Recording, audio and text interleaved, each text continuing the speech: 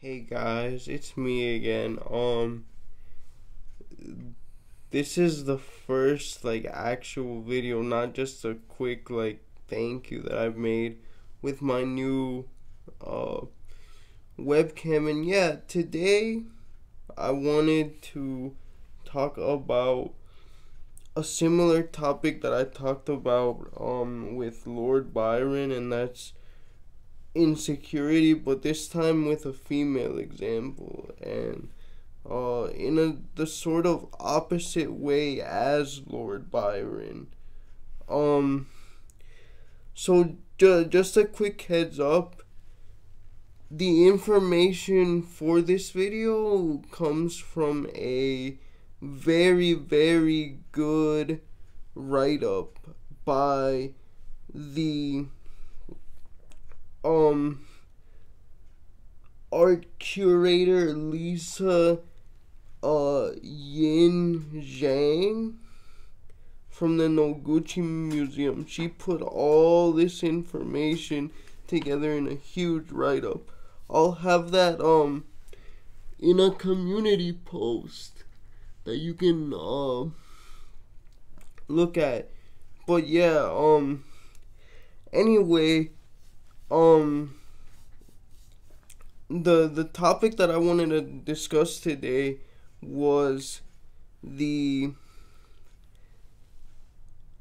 mother of the famous artist Isamu Noguchi, who was an American named Leonie Gilmour. And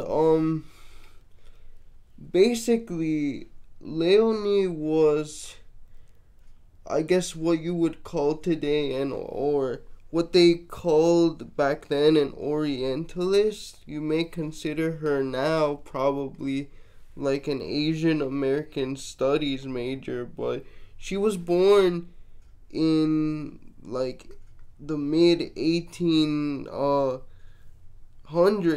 and she had a kind of a rough life. Her parents were, let's just say, they didn't provide that much of a stable home life. She was poor.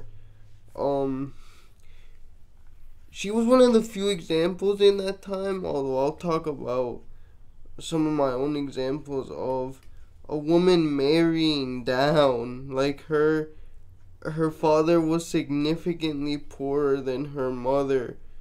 And of course, in those days, the man sort of took on the responsibility for his wife and kids, and obviously that caused a lot of tension. And so we can only speculate, but I think this may be the cause of some of her later problems and the development of her personality.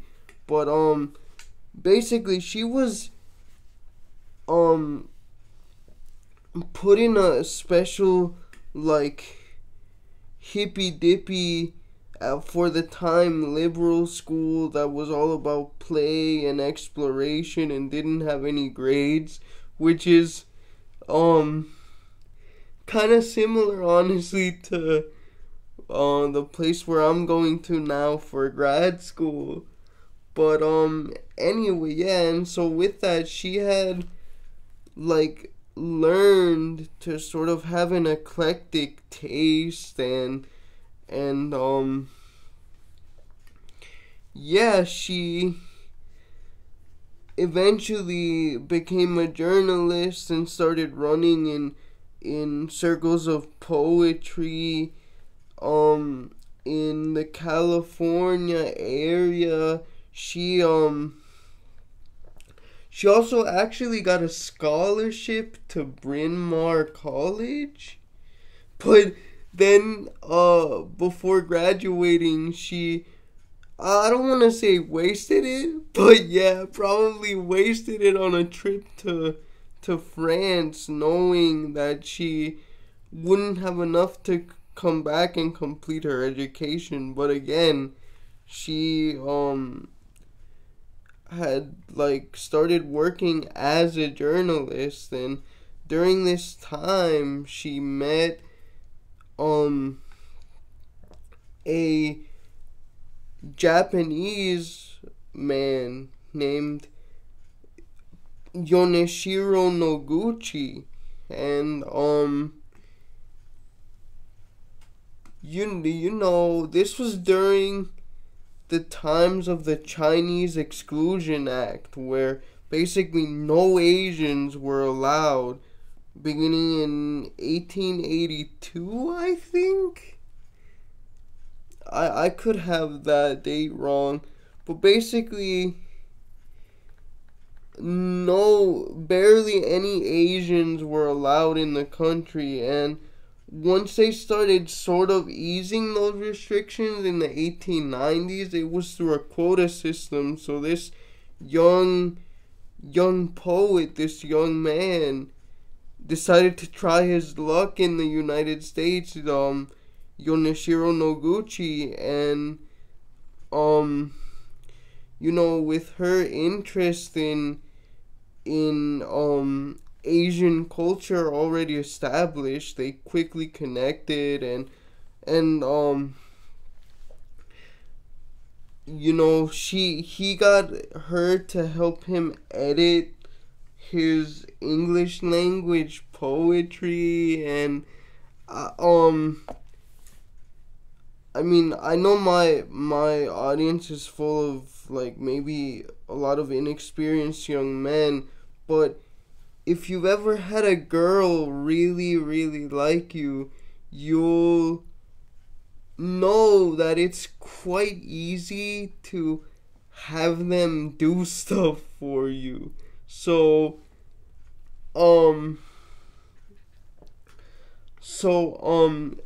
Yoneshiro, he had her, you know, basically write a lot and edit a lot of his English language poetry, because obviously it wasn't his first language. But yeah, he basically took advantage of that. Now, she offered, but he was kind of honestly a butthole about it. Like, he would be like, "Oh, this is terrible. What are you talking about? This stinks. I don't like it." But then go ahead and use it anyway, and get it published without crediting her. And in that way, like Byron, again, another poet, he's very similar to the way he treated women.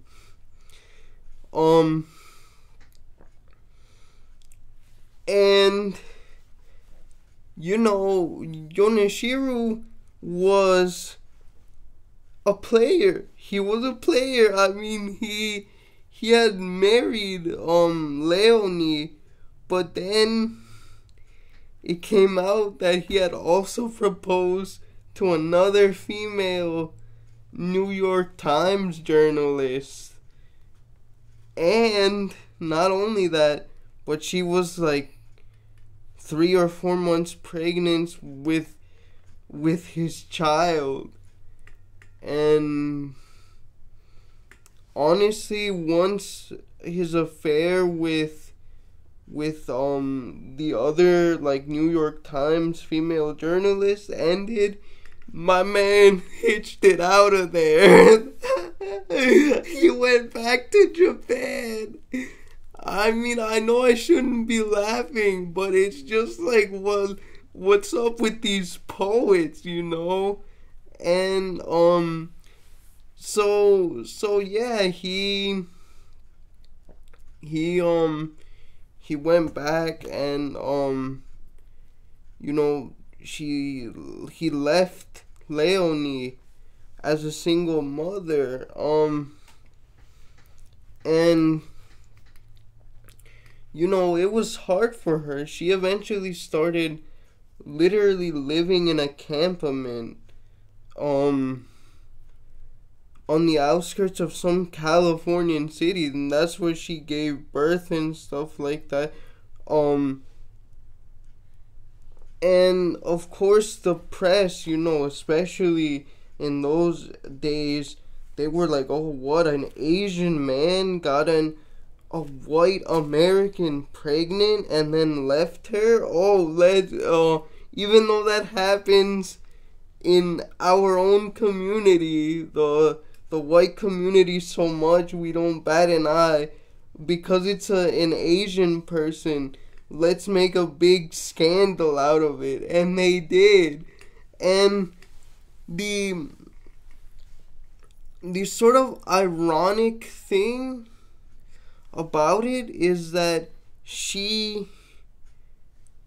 Leonie, you know, you would think that after being such a butthole, she would be like, oh yeah, of course, Yoneshiro, you know, is such, he's a bad man, he left me, he left our child. But no, she defended him. And she was like, no, this was partly my fault too. I love him, I chose him. And yeah, it's sort of weird. The story continues on there. I'm not gonna spoil it for you guys. I would suggest that you take time to read the write-up. It's gigantic, but it's worth it. But my main point is that, okay, that may not seem like insecurity or anything, but here's the thing. And Lisa Zhang mentions this in her write-up, right? I respect her for doing this because she didn't like shy away from it, but she literally, Leonie in her private journal said, like, yeah, I defended him because I was too proud to admit that I had made a mistake in marrying him and letting him get me pregnant. Now Lisa and I also agree with this. I applaud her for not making herself out to be the victim, but it's just the motive, right? It's because you're too proud. And I have to be honest, I see this type of insecurity in women a lot more than I do men, right? Because in my experience, men are again, whether because there's some innate biological thing or the way we've been socialized or both, but men, they kind of, if they do wrong, they accept it, and they either, you know, like Yoneshiro, he may have accepted it, but he's still not gonna face it head on, or they're just like, yeah, I did that, so what? And, you know, it's a different type of pride. I'm not excusing either one, but this is just something that I've noticed with, like, really, like, headstrong females. I hope you all enjoyed that.